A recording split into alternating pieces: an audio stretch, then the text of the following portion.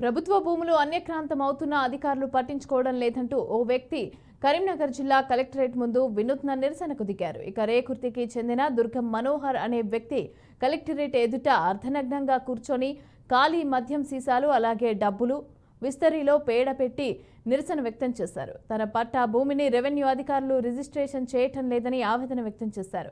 2018 నుంచి ఇప్పటి వరకు చాలాసార్లు ఫిర్యాదు చేశానని తెలిపారు. తన తండ్రి పేరుతో కొత్తపల్లి మండల శివారులోని 432 సర్వేలోని 21 గుంటల భూమి ఉందని, ఆ భూమిని తన తల్లి ద్వారా తనకు రిజిస్ట్రేషన్ చేసుకోవటానికి అన్ని రకాల ఫీజులు చెల్లించానని తెలిపారు. ఇక తహసీల్దార్ ఆర్డీఓ తన భూమి రిజిస్ట్రేషన్ను ఆపుతున్నారని ఆరోపించారు. అయితే ఇదే విషయంపైన ప్రజా దర్బార్లో ఫిర్యాదు చేస్తానని అన్నారు.